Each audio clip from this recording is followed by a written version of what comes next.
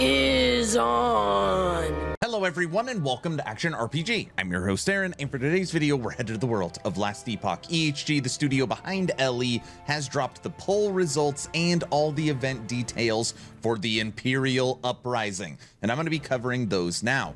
Now the last thing on this post is the poll results, but that is what we're going to start with. So we're going to scroll all the way down to the bottom because it'll kind of help make sense what is going on. So a poll was put out 48 hours ago, and basically the first question was, are you okay with a cycle refresh? This blue part of the pie here, 76.6% of individuals that took the poll said they are totally fine with a cycle refresh.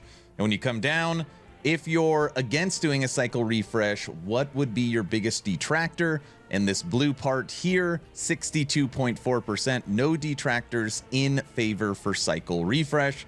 So obviously not 100% agree, but overwhelming majority of people are totally fine with a cycle refresh. So what this means is that, and I love that EHG posts these results, there's going to be a cycle refresh. So September 19th, on cycle, the game will be fresh, new economy, and new cycle characters. We will be starting once again. And if you did not see my video from yesterday, there will be a brand new treasure hunt event that I will be holding on September 19th. We're going to do a 48-hour stream. We're going to be hunting for a new item, and there'll be a new winner on my 9th treasure hunt event. First link in the description to get into the Discord. You could sign up for the new community event in general chat, in announcements, or in Last Epoch. All you got to do is join the Discord and click that button if you want a chance of winning. It should be a fun event. So now let's talk event details. What is actually coming? What are we going to be doing in the new Imperial Uprising event? And we're going to start with the event modifiers.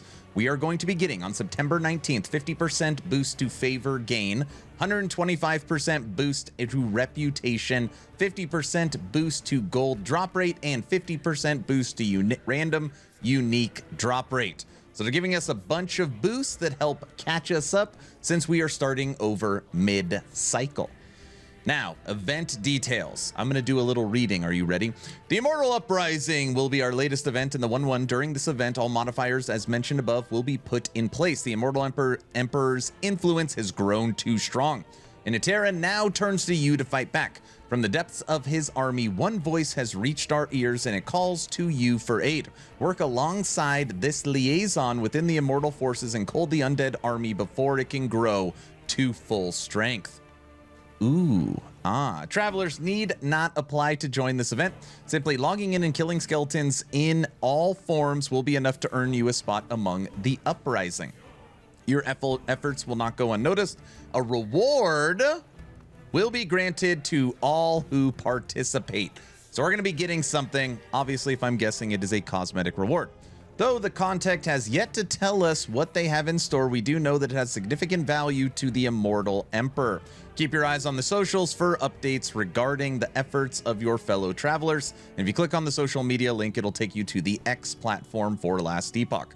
Expanded Imperial forces. With the event, Imperial forces will also be bolstered throughout the monolith. These undead enemies are in addition to the usual spawning enemies. This means more enemies overall, including in echoes, which wouldn't usually spawn undead enemies. Within every echo, you will encounter a pack of loyalist undead.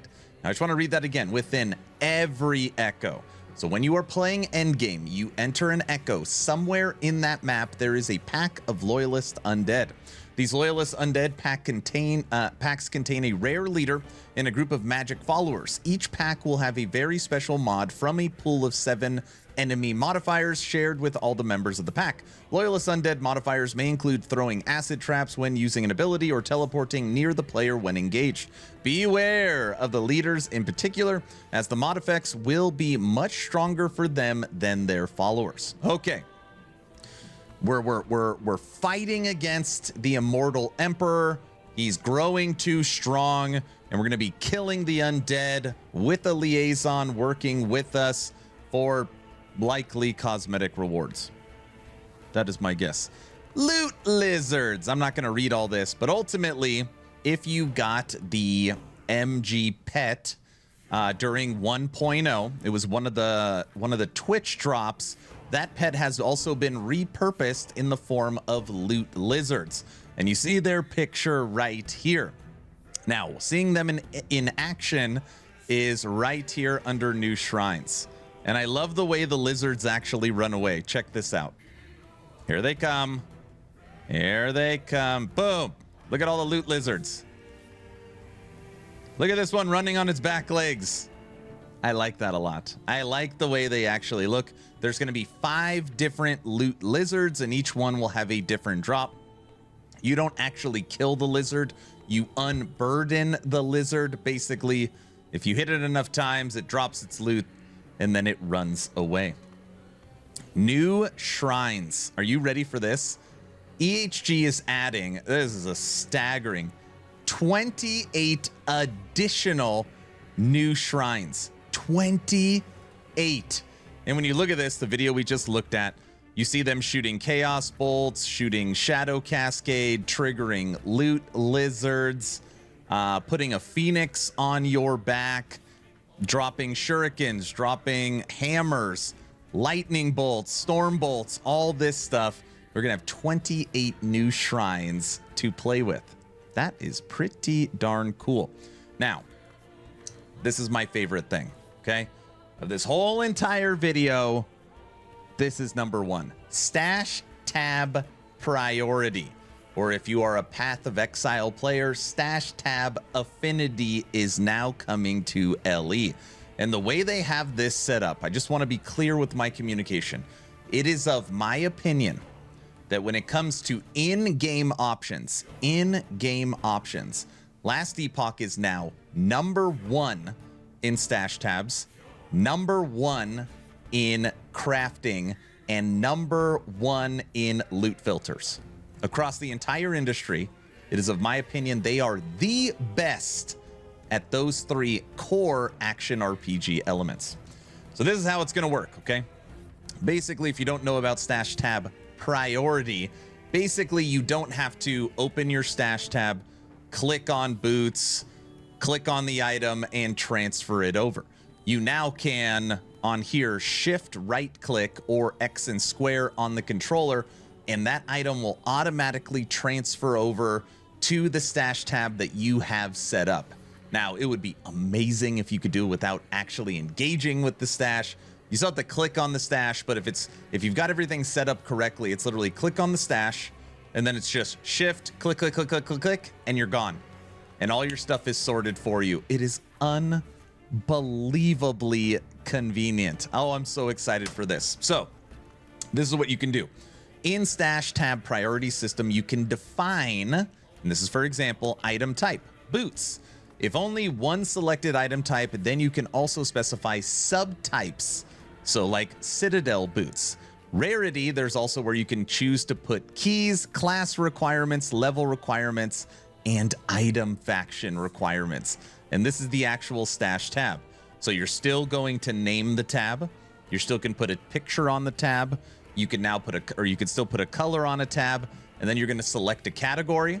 So for here, it was selected as unique. And then if you click on tab priority by activating this person has 6 items selected, unique, and then you could put in the legendary potential, you could put in the class requirement, the level requirement, the item faction requirement. This is unbelievable.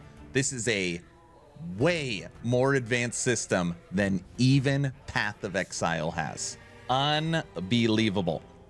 Okay, this is the last part, and this is something that the community has been asking for since 1.0. Improvements to Bazaar search. So if you are a merchant and you're always engaging with the Bazaar, which obviously isn't me, I think I spent $1 million favor. You can now update how you actually search for items. Now we're going to look at this picture right here.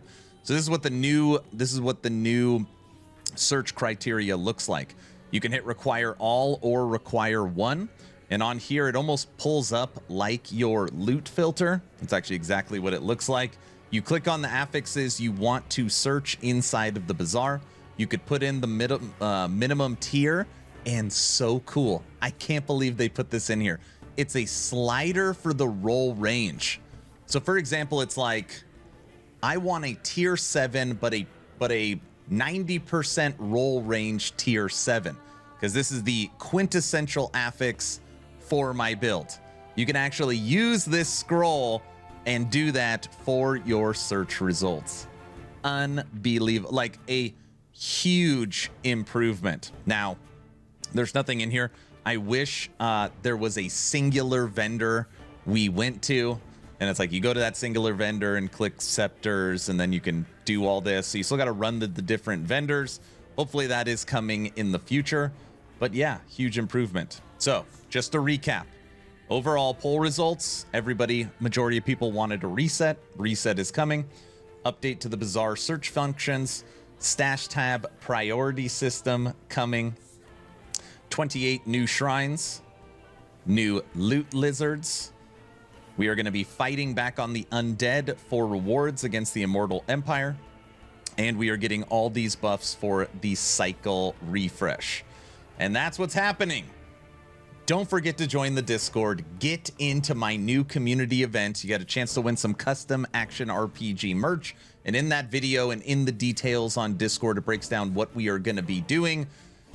Don't forget to check out the Patreon. It's the best way to support into the future. And all in all, I'm excited for this event. I'm going to be doing a 48-hour stream on September 19th.